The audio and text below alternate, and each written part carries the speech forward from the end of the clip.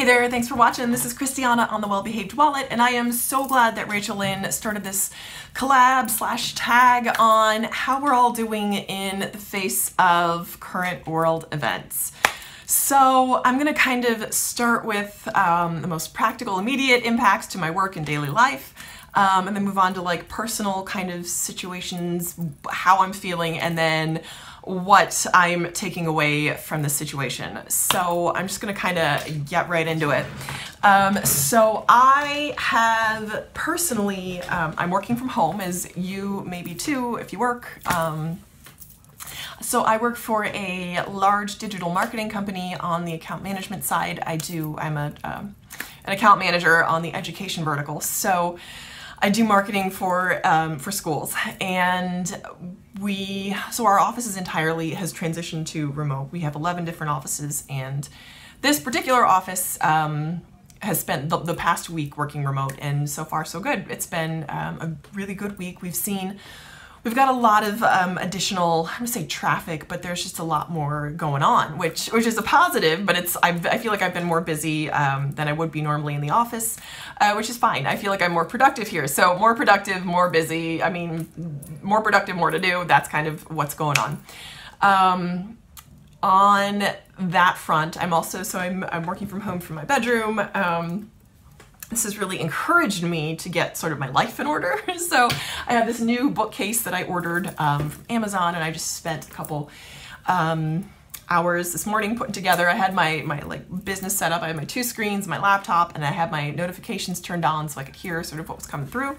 Because I have like my email dings and my Slack chat will ding, and I have my phone on so colleagues could reach me, so I'm like putting this together. Just kind of give a little bit more polished look to my environment, because I like to be on video whenever possible, because I like to see people's faces, and I like to kind of communicate that. We try to, virtually look someone in the eye. I think that's important. So that's how it's been on the work front. And because our clients are really looking to be proactive and reach out to their students and prospective students proactively, there's been more demand, more I don't say more traffic, there's been more happening. We've run new campaigns. We're kind of trying to generate more interest, more volume based on what's going on, in order to communicate to people proactively. So that's how it's been from a work standpoint. I feel tremendously fortunate to be able to work from home and really not see any interruption whatsoever. And I will go into more detail on my work life and what's happening in tomorrow's video, so stay tuned for that. But that's just kind of a quick overview.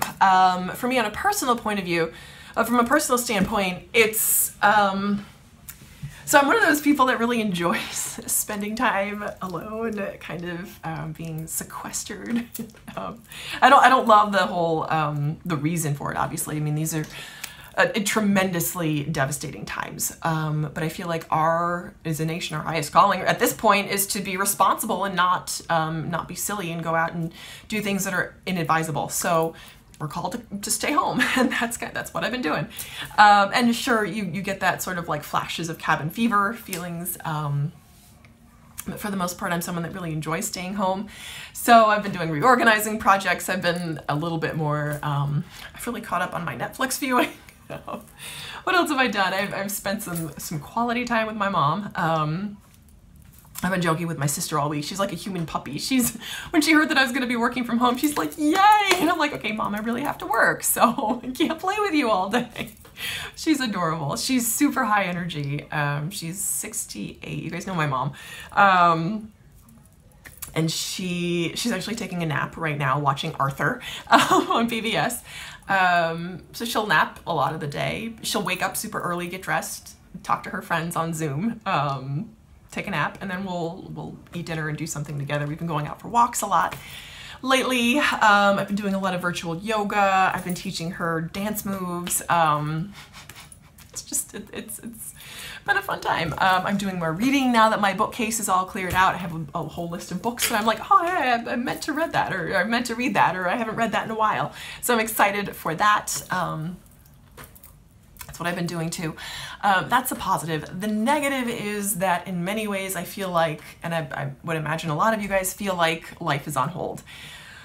A lot of my business is online, so I guess relating to the productivity part, I've been listing more on eBay, I've listed one item every day this week on eBay. So that's more than I have done in a long time. So I am feeling very grateful and appreciating that outlet, that online source of income. That's that, which is a huge benefit. And when I have a little bit more motivation, when I'm feeling a little bit more motivated, I may go and reorganize my inventory, which has been on my list of things to do for a while now. So on the weekend, we'll see how that shakes out, because that's, I guess, been the challenge, is that I haven't really felt very motivated. I felt a little bit like, I don't want to say cabin fever, but it's exactly what it is. I feel a little bit, say trapped, that's not the right word either. I feel not shut in. Again, like everything's on pause. And I'm just waiting, I'm like just waiting for someone to press the play button, and I just waiting for that. I think as a nation, we're collectively waiting for that. So I guess the important thing for right now is to control what we can control and to release what we can't. And every day I'm finding new things that I can and cannot control. Other people being top on the list of things that I can't control. And my own thoughts and actions and attitudes are top on the list of the things that I can control. So I'm really trying to do that more. So as far as shopping and shortages, I know different areas have different shortages. I think, so I try to stay in every other day and only go out maybe once or twice, because it's easy to kind of, I don't say easy, but the temptation is to go crazy, but to go to the store every day, and to get a little bit to panic, and that doesn't help anyone. So I went out on Wednesday and to pick up a prescription to the pharmacy, and I found like 2 things of handy wipes, and I was like, are you kidding me? Like, these are like gold. And I bought them. They had a limit of 2. I wanted to get 4. There were like 20, and I only took 4, and I thought I was being, rational, and there was a limit of 2, so I was like, fine. I was also able to find water. They're rationing bottled water, which I normally buy, which I know is terrible, but I really enjoy it. So we were able to get water, but something else that I did do was I've used in the past a zero brand water filter, because I don't find Brita tastes any different than tap. Our tap water here in Jersey is fine. I just don't love the taste of it. So I ordered another zero filter on Amazon, and that's actually, it costs about as much as as bottled water does, because you only get 15 gallons per filter, and the filter costs 15 bucks. So it's like, it's exactly the same price, but the water tastes better, and you have less to fear with shortages. So I figured that was something good to do. So I did that. And that's about it. As far as like daily staples, eggs are really the only thing. Eggs and fresh vegetables. I eat a lot of greens, arugula, spring mix, and romaine lettuce, and we've been able to find all those. Baby carrots. I've been shopping at more local grocery stores, which are a little bit more expensive, but I'm happy to do that and support the local stores that might not get the same business. So that's how it is on a sort of practical standpoint. Moving into what I'm taking away from this, 100% bulk up the emergency fund. That is where I am right now. I don't really watch Dave Ramsey anymore, because I don't align with his political views at this point. And I don't love that he rants about them that much. I may go back to watching some of his content, but at the moment it's just not what I jive with. I saw a YouTube video of his came up, do you pay debt or stock up your emergency fund? And I didn't listen to it. But I'd be interested to see what he says in this. Like, does he say you should pay down debt or bulk up your emergency fund?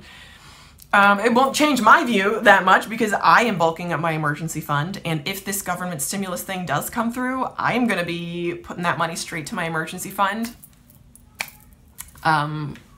We'll see what actually happens, but I know that this has changed my view for sure. I feel like, personally, I haven't seen anything like this since 2008, with the crash. So that's where it is for me on a personal level. This is really encouraging me to have a stronger emergency fund, because I don't think, for me at least, that's what gives me the greatest peace.